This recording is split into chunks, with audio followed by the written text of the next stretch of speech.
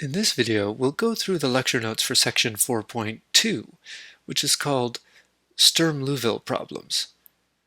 The heat flow problem with boundary is a special case of a more general class of initial boundary value problems having this form that you see here. The partial derivative of u with respect to t is equal to the partial derivative with respect to x of some function p times the partial derivative of u with respect to x minus q times u, where q is some other function, and p is some function which is given to us in advance, p and q both, which may have certain properties or assumptions placed upon them. That's the differential equation. The boundary conditions are mixed boundary conditions. Mixed in the sense that you have both Dirichlet and Neumann properties. There's conditions on the function itself and on the derivatives. This is an initial value problem as well as a boundary value problem. So we have these boundary conditions, but we also have this initial condition. U at x comma 0 is equal to some function f of x. So assume there is a solution of the form u equals y at x times g of t, so it's a function of x times a function of t. In other words, we're going to try to use separation of variables. If we make this assumption, that u is equal to a function of x times a function of t, then the differential equation takes on the form that you see here. All of the partial derivatives become ordinary derivatives. So on the left, we have the partial derivative of u with respect to t. That just becomes y times g prime. And then on the right, inside the parentheses, we have the partial derivative of u with respect to x right there.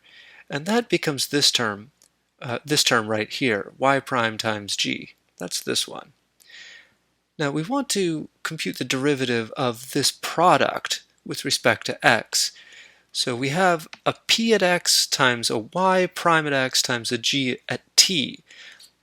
With respect to x, g at t is constant, so you can factor that out. There's a g at t here and a g at t here. You factor that out to get that g at t.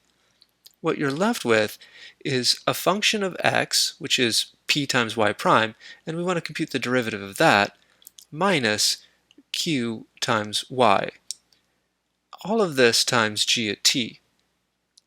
So the next thing we're going to do is we're going to divide by g of t, and that g of t comes over here.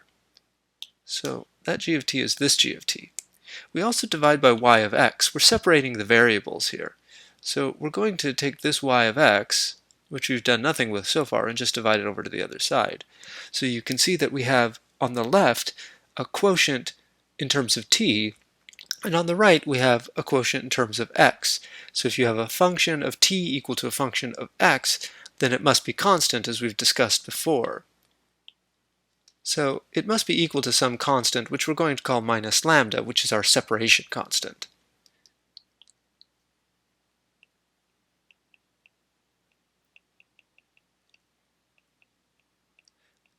And as usual, the minus sign is just there for notational convenience. We'll be discussing whether or not lambda can be positive or negative or 0 on a case-by-case basis. So we can separate this differential equation into two ordinary differential equations. On the left, we have g prime at t is equal to minus lambda g at t, and on the right we have this more complicated expression. We multiply the y up here, so we have the product of p with y prime, and then we compute the derivative of that, minus the product of q with y. This is our q, and that's going to be equal to minus lambda of y. So it's traditional to multiply the minus sign through, and so we'll have a minus times the derivative of this product, p times y prime, plus q times y, and that's equal to lambda times y. This ordinary differential equation is called a Sturm-Liouville differential equation, which very often I'll just abbreviate as SLDE. But SL stands for Sturm-Liouville. We can also say something about the boundary conditions under these assumptions. So the first boundary condition is alpha 1 times u plus alpha 2 times the partial derivative of u with respect to x, and that's equal to 0. So that one becomes alpha 1 times, this is u here, this is u evaluated at a comma t, and here this is the partial derivative of u with respect to x of a comma t. So of course partial derivatives become ordinary derivatives, so the partial derivative with respect to x becomes u prime times g. So that's the first boundary condition. The second one, which you can see here, beta 1 times u at bt plus b2 beta 2 rather times the partial derivative of u with respect to x at b comma t is equal to 0. So once again, you substitute in u is equal to y times g. So here's your u. So this is u at b comma t, and this is the partial derivative of u with respect to x at b comma t. So if g of t is equal to 0 for all t, then we have the trivial solution, and that's something that we're trying to avoid. So instead, what we'll do is we'll assume that g of t is not 0. Notice that g of t appears in all of these equations, so as long as g of t is not 0, we can say that, well, we can factor it out, and we can conclude that it must be the case that what's left behind is equal to 0, because we'll have a product which is equal to 0 in both cases, where we'll have a product of some term times g of t. And if we're assuming that g of t is not always equal to 0, then the constant that remains behind must be equal to 0. So the first constant is alpha 1 times y at a plus alpha 2 times y prime of a, and so that will be equal to 0. And over here we have beta 1 times y at b plus beta 2 times y prime at b is equal to 0. These are constants because we're evaluating y and y prime at a in the left one and at b in the right one. So in order to solve the partial differential equation, we wish to solve the Sturm-Liouville differential equation with these boundary conditions, and also keeping in mind that we have an initial condition. So this leads us to a definition of what we call a Sturm-Liouville problem. In this case, it's what we call a regular Sturm-Liouville problem, or an SLP. Let's give the precise statement. Let p, p prime, and q be continuous functions on some interval from a to b, where a and b are finite numbers such that a is less than b. Assume that p is non-zero for each x in ab. That is to say, p is never 0. On this interval, p is never 0. And assume that it's not the case that both alphas are 0 and both betas are 0. So we're writing this as alpha 1 squared plus alpha 2 squared is not equal to 0. What that really means is it's not the case that both of these are 0. And here we have beta 1 squared plus beta 2 squared is not equal to 0. So what that means is that it's not the case that both of these two, beta 1 and beta 2, are equal to 0. So in terms of the boundary conditions, if alpha 1 and alpha 2 were both 0, this first boundary condition would disappear. Similarly, if beta 1 and beta 2 were both equal to 0, then the second boundary condition would disappear. So by making this assumption on the alphas and the betas, we're assuming that we have two different boundary conditions. So if under these assumptions, what we call a regular Sturm-Liouville problem, or SLP, is the problem of finding lambda for which there is a non-trivial solution y to the following boundary value problem. So we have the Sturm-Liouville differential equation, which is the opposite of the derivative of the product of p and y prime plus the product of q and y is equal to lambda y for all x in our domain from a to b, and these given boundary conditions.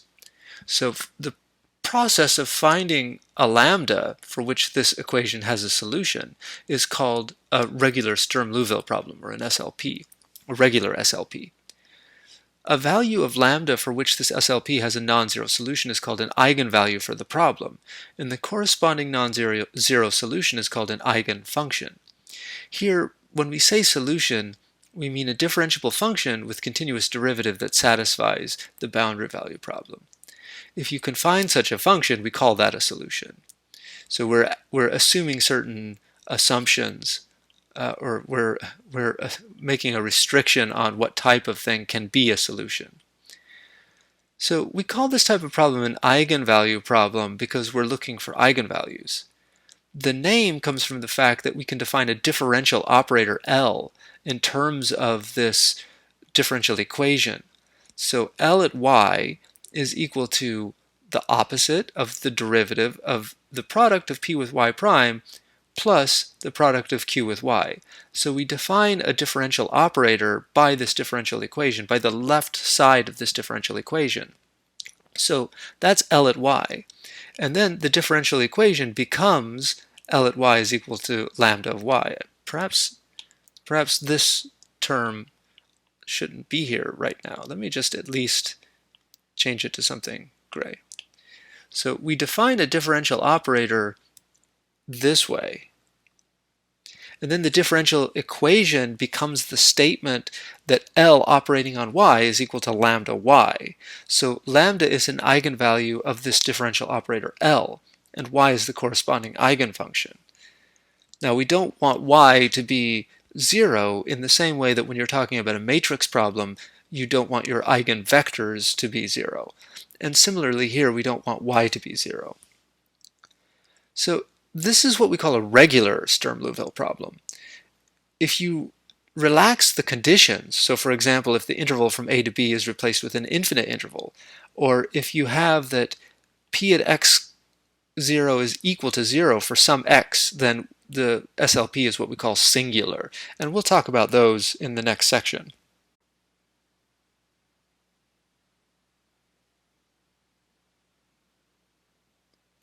Let's look at an example.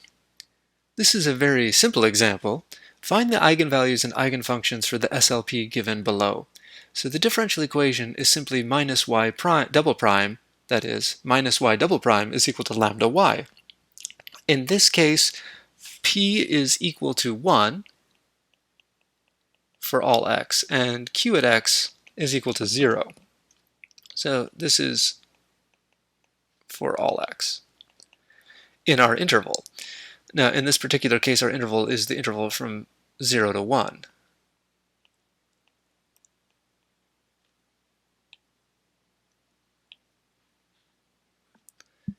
And we also have very simple boundary conditions. We have the first boundary condition is y prime at 0 is equal to 0, and the second one is y at 1 is equal to 0. So in this case, we have that alpha 1 is equal to 0, alpha 2 is equal to 1, beta 1 is equal to 1, and beta 2 is equal to 0. These are mixed boundary conditions because one has a derivative and the other one doesn't. So this is mixed. All right.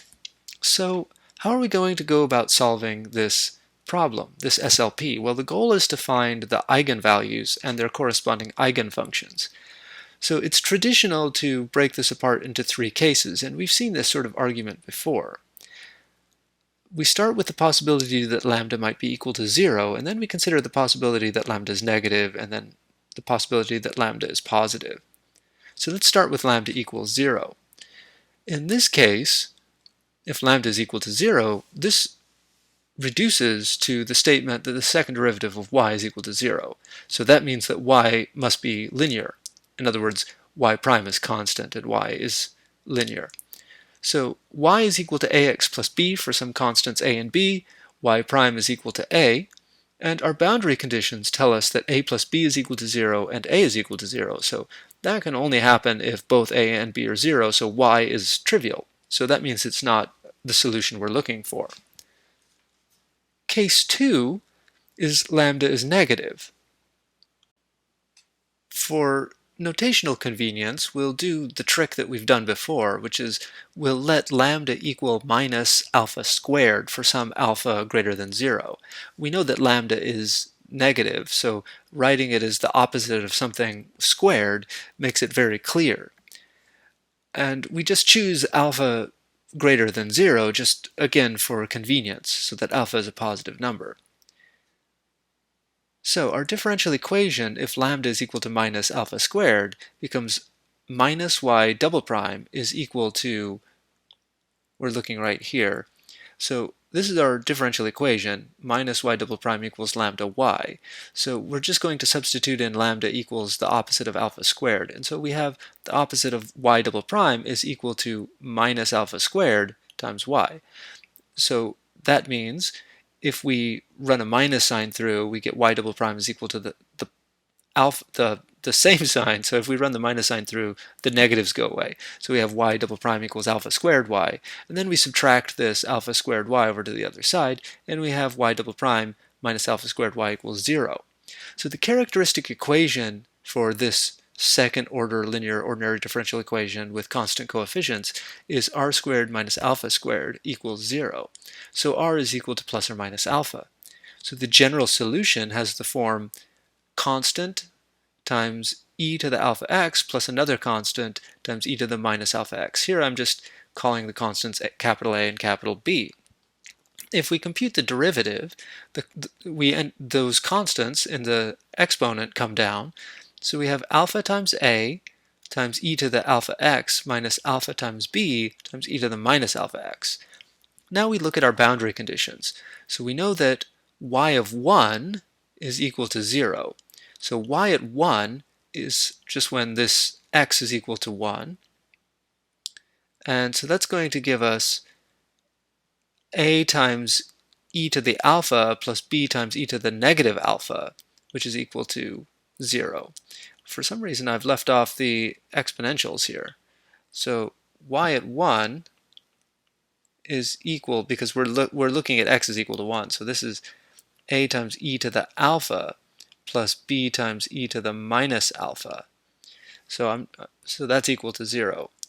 So I'm not entirely sure what happened there. Now what else do we know? We know that y prime at 0 is equal to 0. So that's this one right here. So now if x is equal to 0, these terms, e to the alpha x and e to the minus alpha x, those become 1. So maybe that's what I was thinking. Maybe I was evaluating the first one at 0 instead of 1. So then you have alpha a minus alpha b, which is this, is equal to 0. So in that case, this one tells you that you can factor out the alpha. So you'll have alpha times a minus b is equal to 0. We know that alpha is not a because alpha is strictly positive. So that means that a minus b is equal to 0. So this tells us that a is equal to b.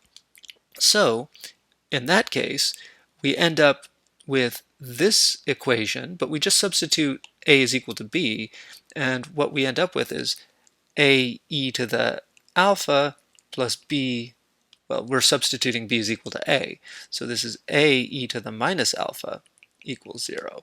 And now we factor out the a, and so this one gives us a times e to the alpha plus e to the minus alpha equals 0. Now certainly this sum of exponentials can't be equal to 0, so that means that a must be equal to 0. So again, I'm not entirely sure where those equations came from, because that's not quite right. But the end result is the same. A is equal to 0 and b is equal to 0. So what does that tell us? If we assume that lambda is negative, then the only solution is the one where a and b are both 0. So in other words, the only solution is the trivial solution, and we're not looking for trivial solutions. So that means we don't get anything from case 1 or case 2. So we move to case 3, where lambda is positive. So now we're going to write lambda equals alpha squared, where alpha is greater than 0. That gives us minus y double prime is equal to alpha squared y. That gives us this differential equation right here. We're just replacing lambda, so here's our original differential equation. We're just placing lambda with alpha squared. So we get minus y double prime equals alpha squared y. This is, again, so then this is supposed to be equal to 0. So we just add the minus y double prime to both sides, and we get y double prime plus alpha squared y is equal to 0. This, once again, is a second order linear ordinary differential equation with constant coefficients, so we can solve it by looking at the characteristic equation, which is r squared plus alpha squared is equal to 0. So that has solutions r equals plus or minus alpha I. It's the square root of minus alpha squared. And so, of course, that's going to give us plus or minus alpha I, because remember, alpha is assumed to be positive. That's why we assumed alpha was positive. So we could make this statement. Okay, so we know what the general solution will look like. Y is equal to some constant, which we'll call a, times cosine of alpha x, plus another constant, which we'll call b, times sine of alpha x. So that's our general solution for case 3. We need to know the derivative, so we just compute y prime, and the derivative of cosine is the opposite of sine, so we have a minus alpha a times sine of alpha x, plus the derivative of sine is cosine, and then of course the constants come out. That's why we have these alphas here. So we have minus alpha a sine of alpha x plus alpha b times cosine of alpha x. Now our boundary conditions, first we look at y at 1. Y at 1 is equal to 0, so that's this one. So we plug in x is equal to 1, and so if we have x is equal to 1, then we have a times cosine alpha plus b times sine of alpha, which is here, and that's equal to 0. This on its own doesn't give us a whole lot of information. However, we also know something about the derivative. So our other boundary condition is that y prime of 0 is equal to 0. So here's y prime. So we just plug in x is equal to 0. And if you plug in x equals 0, then the sine term goes away. Sine of 0 is 0. And cosine of 0 is 1, so you just end up with alpha beta is equal to 0. Now we know that alpha is positive, so it can't be 0. So that means that b is 0. So we know that b is 0. So that gets rid of this term right here. So that means a times cosine of alpha must be equal to 0. So this term right here, this must equal 0. Now if a is equal to 0, then we're back to our trivial solution. So instead, cosine of alpha must be equal to 0. And certainly there are plenty of values of alpha for which cosine of alpha is equal to 0, and we have them listed here, or at least we have the set here. Now, we're only interested in alpha positive, so we start at pi over 2. Then the next one is 3 pi over 2, 5 pi over 2, and so on. It's the odd integers, odd positive integers, times pi over 2. These are the values of alpha for which cosine of alpha is equal to 0. So that tells us that y is equal to a times cosine of alpha x, where alpha is one of these values. So we have that y is equal to a times cosine of 2n minus 1 times pi over 2 times x. X is in the numerator, of course. So this is just some odd positive number times pi over 2 times x. That means we have a whole sequence of eigenvalues. Remember that these were the alphas. These values here, this is alpha, and lambda is equal to alpha squared. Lambda is the eigenvalue. So we want to square these, and that's what we do here. We square alpha. So the eigenvalues are lambda n equals 2n minus 1 quantity squared times pi squared divided by 4, and yn, the corresponding eigenfunction, is cosine of this alpha times x, 2n minus 1 times pi over 2 quantity times x. And this is for n in n, natural numbers n. 2n minus 1 always being odd, so that term's always odd. But we have one of these for every n. So it's actually not a surprise that we end up with a sequence of eigenvalues. There's actually a theorem that tells us that this will happen. And this is often called the Sturm-Liouville theorem. For a regular SLP on some domain A to B, 1, there are infinitely many distinct eigenvalues lambda n. I say infinitely many, but they're countably infinitely many, so you can write them as a sequence. So we have a sequence lambda n going from 1 to infinity, where each lambda n is real, and in size their limit goes to infinity. So you can in fact order them so that each one is larger than the next. These are all distinct. So none of them, in particular, none of them are equal to each other. So you can just order them in such a way that they go off to infinity. So the eigenfunctions corresponding to distinct eigenvalues are orthogonal. That's statement 2. So not only do you get a sequence of eigenvalues, you get a sequence of corresponding eigenfunctions. And those eigenfunctions are mutually orthogonal to one another. Statement 3 is that each eigenvalue has only one eigenfunction, at least up to constant multiples. That means if you form take the collection of all eigenfunctions for each eigenvalue, it's one-dimensional in the sense that any eigenfunction is a constant multiple of another eigenfunction. We don't have like a two-dimensional basis here. It's just a one-dimensional vector space that is formed by these eigenfunctions. So each eigenvalue has exactly one eigenfunction up to constant multiples. Statement 4 is that the set of all eigenfunctions, which we can call y sub n, is complete. So each lambda n has an eigenfunction y sub n. Of course, it has a whole family of eigenfunctions, but they're all constant multiples of one another. So you can pick out a specific y sub n and call that the eigenfunction corresponding to lambda n.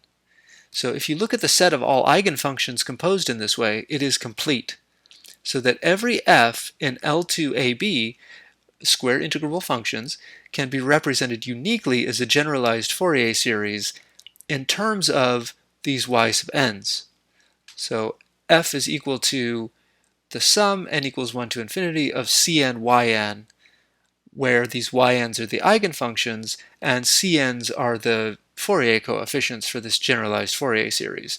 So you can achieve them by looking at the inner product of yn with f. Now there's no reason that theseyn's that you picked this way are normalized, so you want to divide them by their size squared in order to get the Fourier coefficient.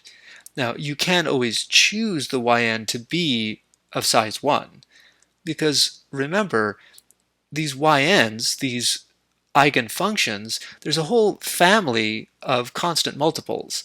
So you can just choose the one which has size 1. Take whatever this yn is and divide it by its size in order to get a normalized vector. And in that case, you wouldn't need to divide by the size squared. Okay, so the proof of this theorem is beyond the scope of anything we want to do. However, we will comment that it makes use of an important identity called Lagrange's identity. And Lagrange's identity is this statement that you see here. It says that if y1 and y2 are C1 functions on AB, then where L2 is one of these Sturm-Liouville operators, we can say that y2 times L at y1 minus y1 times L at y2 is equal to the derivative with respect to x of p times wx, where w is the Wronskian of y1 and y2. So w, it depends on y1 and y2, but it's also a function of x. So normally we just write it as w of x. And it's equal to y1, y2 prime minus y1 prime times y2, which you can also write as this determinant. So that's the Wronskian, which you probably saw in your ordinary differential equations class. So it pops up here. Now we're not going to prove this identity, but you can just show it by computing directly, keeping in mind that this L that you see here, that L is the Sturm-Liouville differential operator. In other words, if I scroll back a ways, L is this differential operator right here. So you'll notice that there's a P in there. So that P is this P that shows up here. It's from the original differential equation. Okay, so we're not going to prove it, but you can actually just compute it directly to see that it's true. If you integrate both sides of Lagrange's identity, that yields another identity, which is often called Green's identity.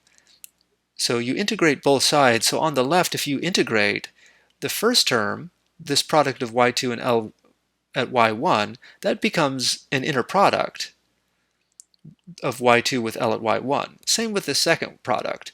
If you integrate this product, it becomes an inner product, y1 inner product with L of y2. And on the right, you're integrating a derivative.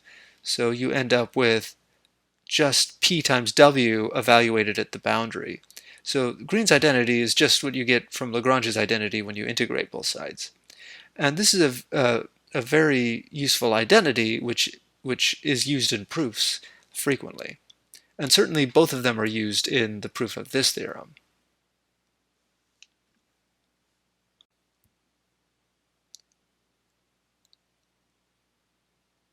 Let's look at an example. So here again we have a very simple SLP, y double prime plus lambda y is equal to 0. And here we have our boundary conditions on the derivative. So we have y prime of 0 is equal to 0 and y prime of 1 is equal to 0. So case 1, well again we're trying to identify the eigenvalues lambda. So we'll start by looking at different cases. Case 1, lambda equals 0. If lambda equals 0, again this reduces to y double prime is equal to 0, so that means that y is linear. If y is linear, y equals ax plus b for some a and b, then the derivative y prime is going to be a. Now our conditions are not on the function itself, but on the derivative. So y prime of 0 is equal to 0 and y prime of 1 is equal to 0. Well, y prime is a constant. So that means that if it's equal to 0 at the endpoints and it's constant, it must be 0 everywhere. So that tells us that a is equal to 0. But notice that we don't get any restrictions on b. There are no restrictions on b. So b is some real number. So what does that tell us? That tells us that lambda equals 0 is an eigenvalue, and it corresponds to a constant eigenfunction. So we can pick whatever constant we want. So just out of convenience, I'm going to pick my eigenfunction to be y sub 0 is equal to 1. I could pick any constant that I wanted, though. So that's case 1. So we do have that lambda equals 0 is an eigenvalue. Okay, what about lambda negative? So let's suppose, like we often do, that lambda is equal to the opposite of alpha squared, where alpha is a positive number. So as usual, that results in the differential equation y double prime minus alpha squared y is equal to 0, which has general solution in terms of exponentials. So y is equal to a times e to the alpha x plus b times e to the minus alpha x. And that's our general solution. Our boundary conditions again are on the derivative. So that means that y prime is what we're interested in right now. Y prime is equal to alpha times a times e to the alpha x minus alpha times b times e to the minus alpha x, which of course is something that we just computed in our previous example. Now our boundary conditions are on y prime. So y prime at 0, that's when x is equal to 0, so these exponentials become 1. So you have alpha times a minus alpha times b is equal to 0. Now alpha can't be 0, alpha is positive. So that means that a is equal to b. Okay, so a is equal to b. Our next boundary condition is y prime at 1 is equal to 0. And this is sort of the same argument that we saw before. So if y prime of 1 is equal to 0, then you plug in x equals 1. So you get that alpha times a times e to the alpha minus alpha times b times e to the minus alpha is equal to 0. Now use the fact that a is equal to b. So I'm going to replace this b with a. So then we have alpha a times e to the alpha minus alpha a times e to the minus alpha is equal to 0. Factor out the alpha a. So we have alpha a times e to the alpha minus e to the minus alpha is equal to 0. So either alpha a is equal to 0 or alpha is equal to 0, because the only way that e to the alpha can be equal to e to the minus alpha, so e to the alpha equals e to the minus alpha, e is a one-to-one function, so the only way that can happen is that if alpha is equal to minus alpha, which means that alpha is equal to 0. Now alpha is not equal to 0 because alpha is strictly positive, so that means alpha can't be 0. In particular, this alpha can't be 0 either because it's the same alpha. So that means that a is equal to 0. So we have that a is equal to 0, but a was equal to b, so a and b are both 0. So that means the only solution is the trivial one. So there are no non-trivial solutions in case 2. So we found one non-trivial solution so far, which was case 1, but we have found none in case 2. So that moves us, now we move to case 3. So this is a Sturm-Liouville problem, a regular Sturm-Liouville problem, so we know that there are infinitely many lambdas in this case. There are infinitely many eigenvalues for this SLP. We know that from this theorem, so if I just scroll back. For a regular SLP on some finite bounded closed domain, there are infinitely many distinct eigenvalues. Well, we just showed that there was only one eigenvalue so far, which was lambda equals 0. We ruled out all of the possibilities that lambda was negative. So that means there must be infinitely many eigenvalues which are positive. Right? There are necessarily countably infinitely many eigenvalues, and there are no negative ones. So that means there are infinitely many positive ones. Okay, so all that to say that there will definitely be non-trivial solutions in this case. So let lambda equal alpha squared, where alpha is some positive number.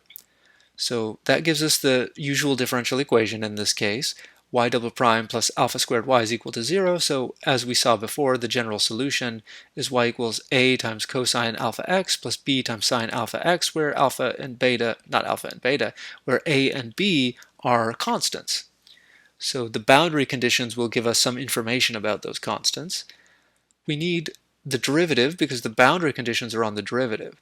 So y prime is minus alpha a, derivative of cosine is minus sine, so that's why there's a minus there, times sine, and then the alpha comes out. So it's minus alpha a times sine alpha x plus alpha b, derivative of sine is cosine, alpha, and that alpha comes out. So it's alpha b times cosine of alpha x. Y prime at 0 is 0, so that means x is equal to 0, so this sine term goes away.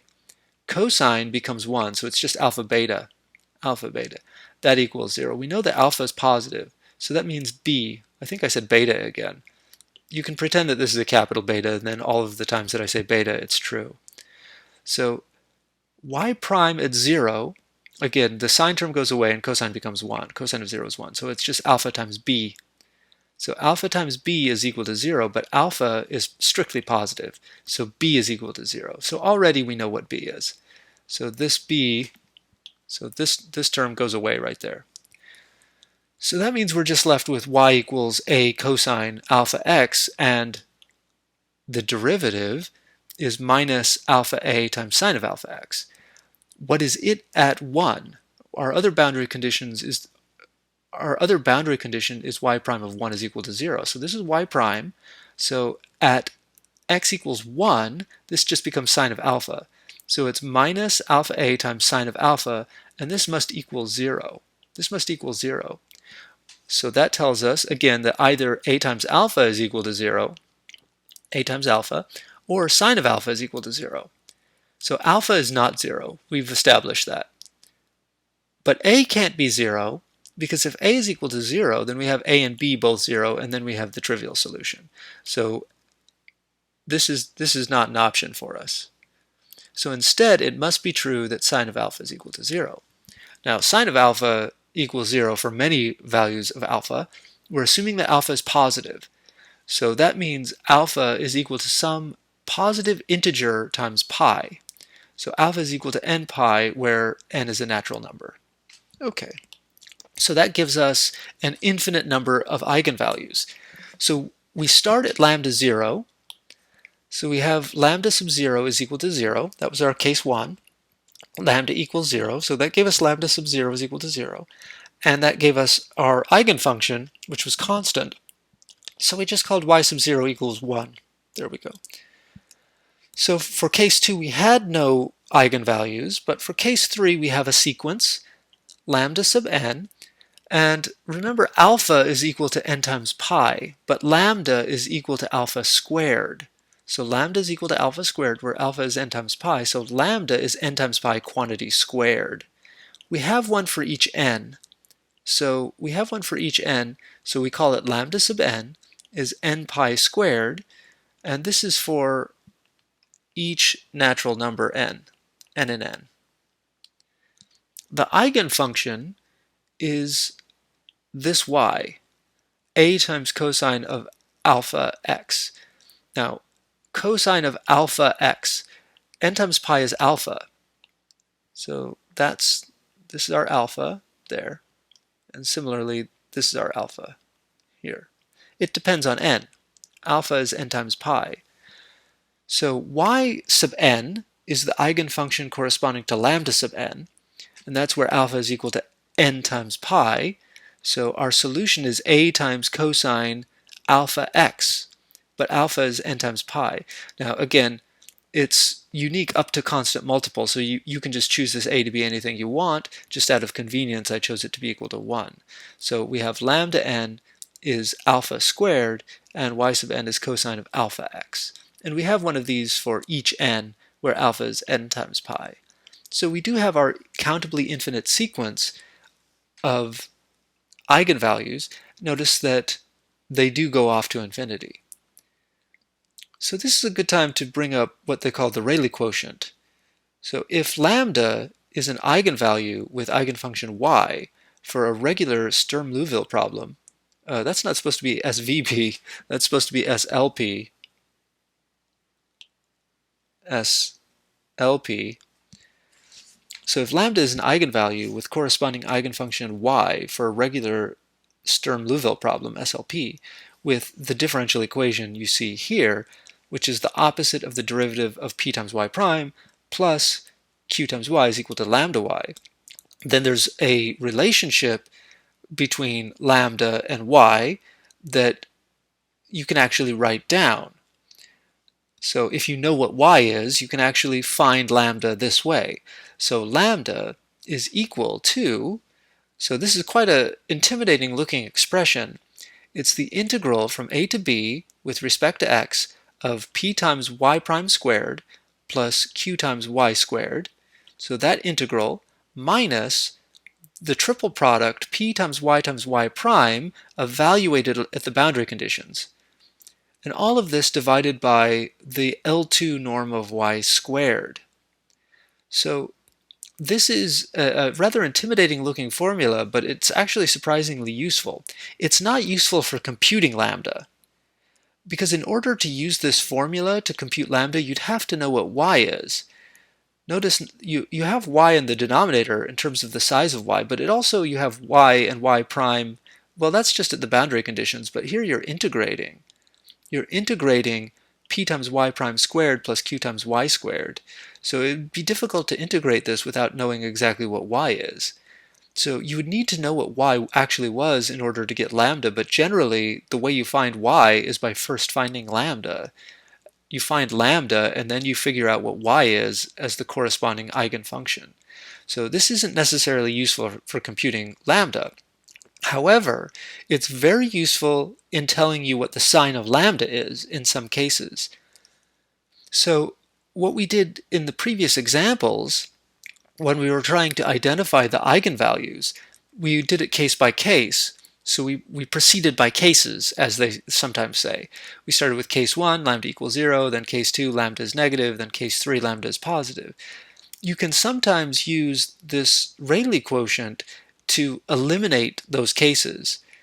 So if you can use the Rayleigh quotient to determine that lambda is necessarily positive, then you can skip straight to case 3. Now we'll prove this shortly, but let's just see how this works for the example we're looking at.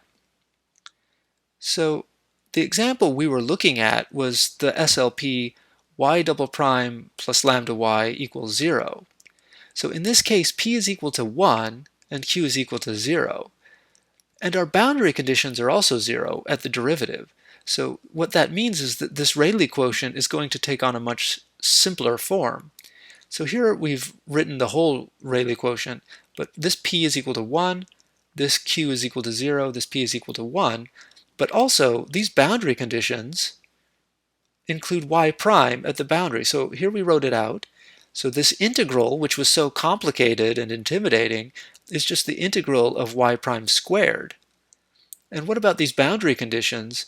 Well, the p is equal to 1, but then we just end up with y at 1 times y prime at 1 minus, and then we do the same thing, y times y prime at 0.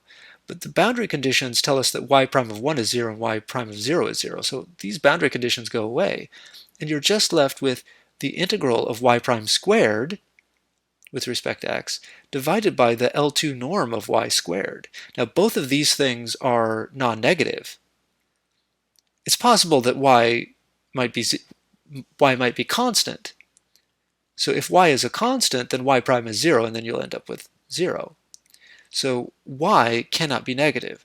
Now we know that the norm can't be 0 because we're talking about eigenfunctions with non-trivial.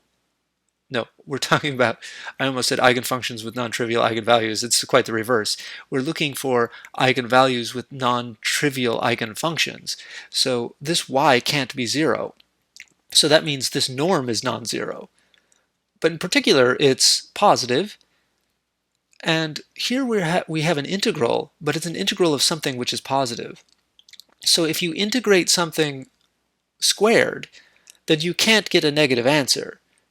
If y prime is 0, then you might get 0, but otherwise it's not negative. So we end up with something which is greater than or equal to 0. So our conclusion is that lambda cannot be negative. And we saw that. We saw in case 2 that lambda couldn't be negative. You can also see from this Rayleigh quotient that there are certain conditions under which lambda might be 0, and you can see that the only way that lambda would be equal to 0 is if y was constant. So if y is constant, then y prime is 0. So even from this expression, we can infer that lambda equals 0 is an eigenvalue for a constant function, constant eigenfunction. So you can get quite a lot of information from this Rayleigh quotient, from this Rayleigh quotient, even if you can't usually use it to compute lambda. So this type of argumentation is known as an energy argument, because this quantity, this L2 norm squared, is known as the energy of y. The name comes from Parseval's identity, because we know that, assuming that you have a complete orthogonal system, which we do here, our theorem, our Sturm-Liouville theorem told us that our eigenfunctions form a complete orthogonal system. We didn't prove that, but it's true. So that means if we write out the Fourier expansion, the generalized Fourier expansion, and we have these Fourier coefficients Cn, then Parseval's identity tells us that the L2 norm squared is equal to the square sum of the Fourier coefficients. The Cn's are the Fourier coefficients, and the collection of Cn squareds is called the energy spectrum. And because of that reason, we call this type of argument an energy argument, because it's looking at the L2 norm of y. Really, it's just a convenient name for saying that you're using the Rayleigh quotient to determine the sign of lambda, if possible. So let's introduce a little bit more terminology here. So Green's identity states that for an SLP differential operator L, we have this expression here. So the inner product of y1 with L at y2 minus the inner product of y2 with L of y1, this is equal to P times the Wronskian evaluated along the boundary. Now, the Wronskian is y1, y2 prime minus y1 prime, y2. So what you can show is that if y1 and y2 satisfy the same boundary conditions for the SLP, then this Wronskian must be 0 for all x. And what that means is that this difference is 0. So the inner product of y1 with L of y2 is equal to the inner product of y2 with L of y1. So this, if you have a situation like this, we say that the boundary conditions are symmetric. And we say that L is symmetric or self-adjoint.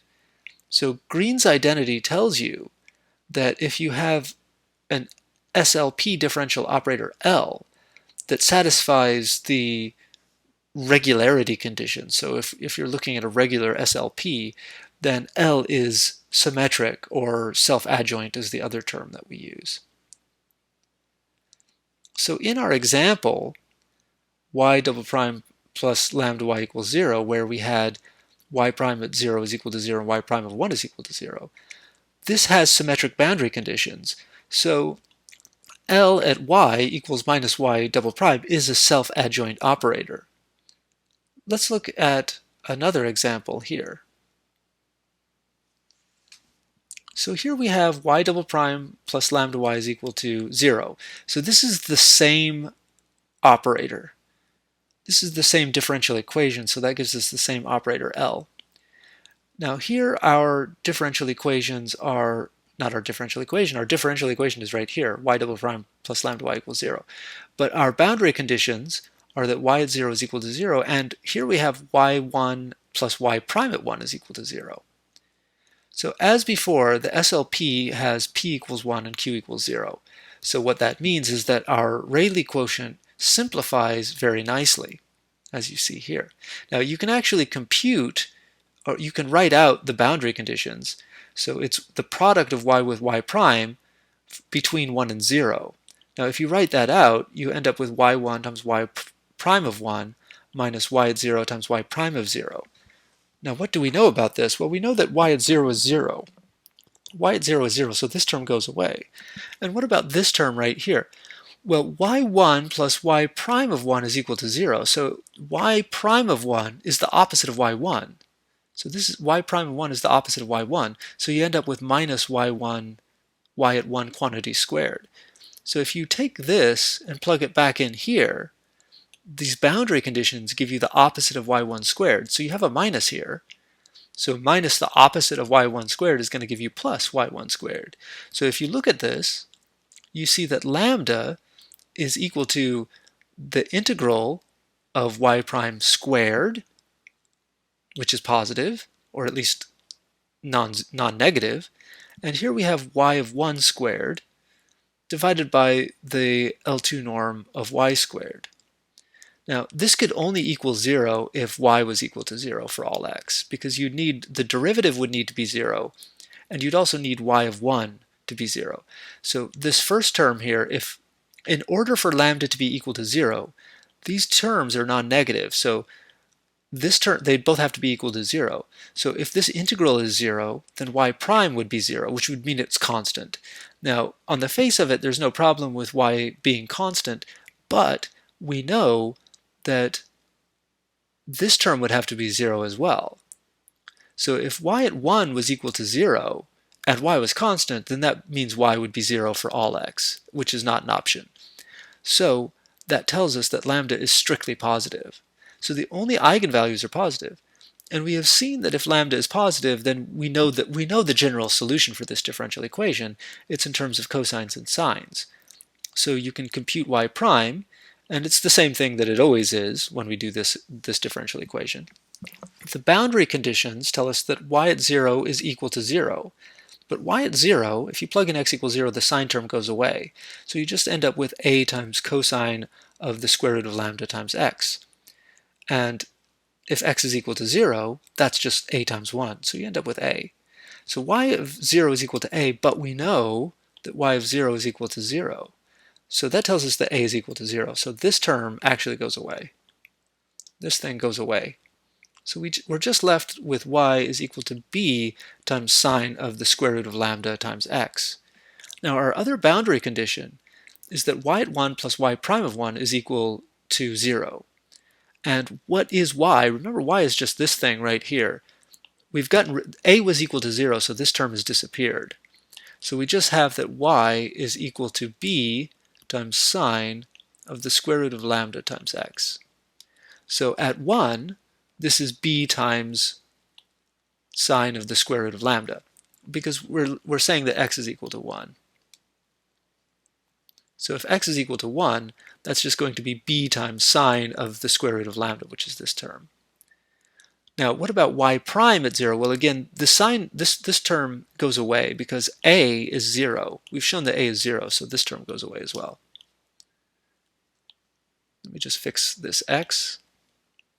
So we have that y prime is equal to b times the square root of lambda times cosine square root of lambda times x. So y at 1 is b times sine of square root of lambda, which is that. And y prime at 1 is b times the square root of lambda times cosine square root of lambda, which is right there. So this has to be equal to 0. Now either b is equal to 0 or sine of square root of lambda plus the square root of lambda times cosine of square root of lambda is equal to 0. But if b is equal to 0, that gives you the trivial solution. So b is not equal to 0. So that just gives you that sine of square root of lambda plus the square root of lambda times cosine square root of lambda is equal to 0. Now we can't actually solve this for lambda, not exactly, but we know that we have this implicit relationship here. The square root of lambda is equal to the opposite of tangent of the square root of lambda. So you could approximate this using a computer, but you wouldn't be able to find some nice expression. So therefore, we say that the sequence of eigenvalues lambda n satisfies this condition.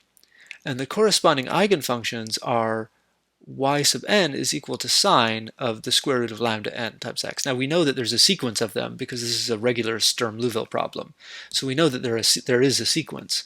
And the sequence is precisely where the square root of x, the square root of lambda n is equal to the opposite of tangent of the square root of lambda n. So I said square root of x because you could look at the graph. You could look at the graph of the square root of x, and you could look at the graph of minus tangent of x. And of course, tangent of x is periodic, so minus tangent of x is periodic as well. It's just a reflection. So if you look at the square root of x and you look at the opposite of tangent of x, you'll find that you get an infinite number of intersections. And those intersections correspond to the eigenfunctions, or rather correspond to the eigenvalues lambda n. So we have a sequence of eigenvalues, lambda n, and the corresponding eigenfunctions come from here, this relationship, because we knew already that a was equal to 0.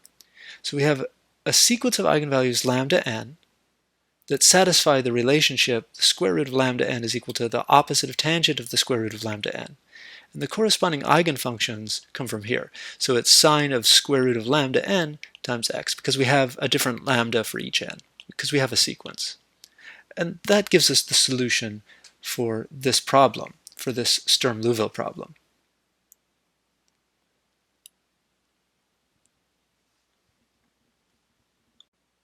Let's make a remark about this boundary value problem that you see here. So this is the same differential equation we've been looking at, y double prime plus lambda y equals 0. And here we're taking x between negative pi and positive pi. These conditions are what we call periodic boundary conditions. So we have y at negative pi is equal to y at pi, and y prime at negative pi is equal to y prime at pi. So this is not a regular SLP, because the boundary conditions don't have the correct form. These boundary conditions are periodic. So the Sturm-Liouville theorem doesn't apply in this case. However, you can show that there are eigenvalues that form a sequence, and they're all real, and they're unbounded, approaching infinity. And in fact, you can show what they are. Lambda n is equal to n squared for all n in not just the natural numbers, but also n equals 0. Now for n equals 0, the eigenvalue is lambda equals 0.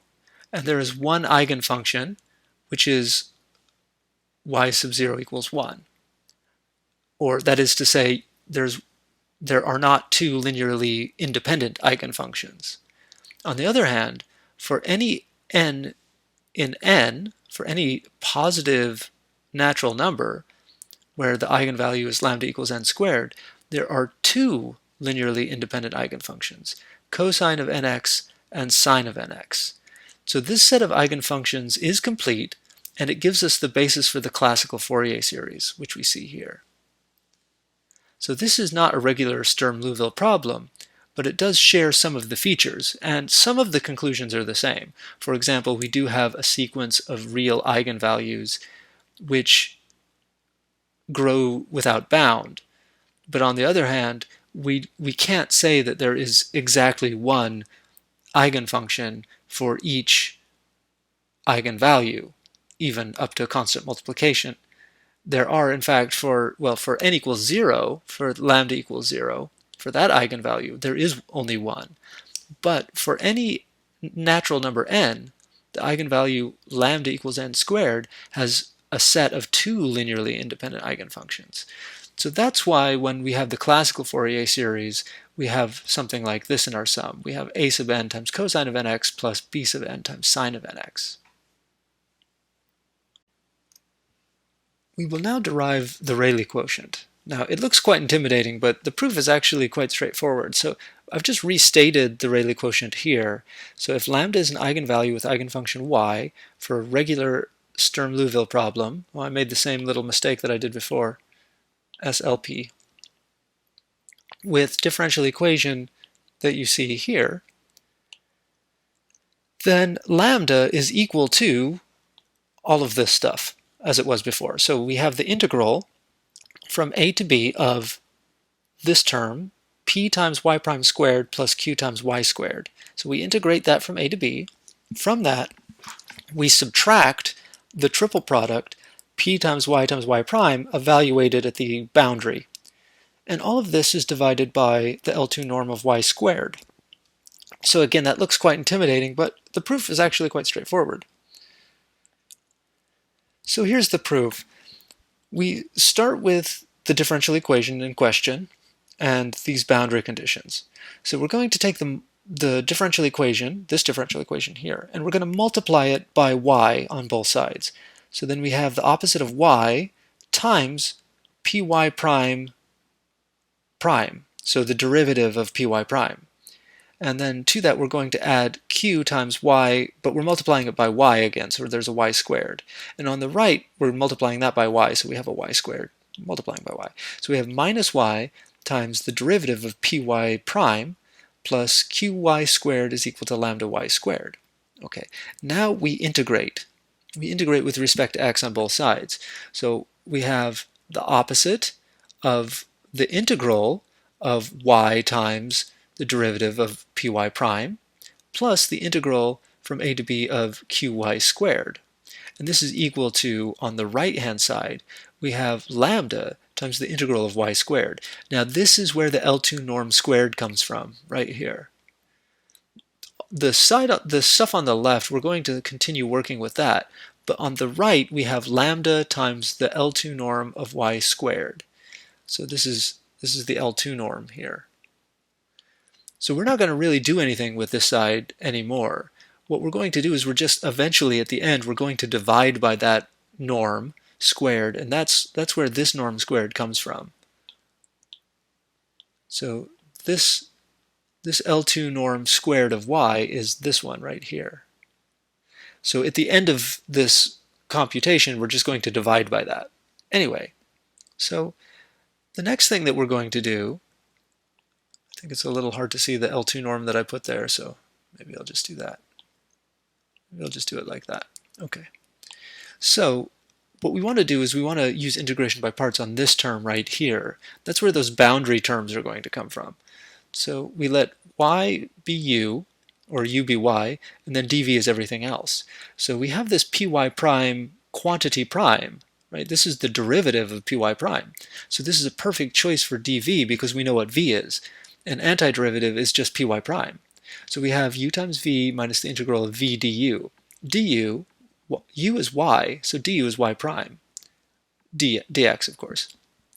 Okay, so what does that give us? Well, here we have y times p times y prime. That's exactly our triple product, just in a different order. P times y prime, evaluated at the boundary. And what do we have here in this integral? We have the integral from a to b with respect to x of py prime times y prime. Oh, well, that's p times y prime squared.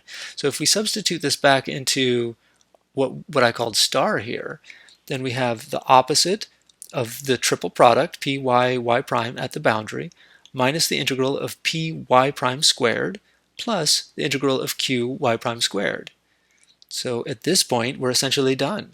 You just run the minus sign through, so it's minus the triple product, minus a minus is plus, and then it's the integral of py prime squared plus the integral of qy squared. Combine these into one integral, So it's the integral of py prime squared plus qy squared. And then here we have our boundary terms over here.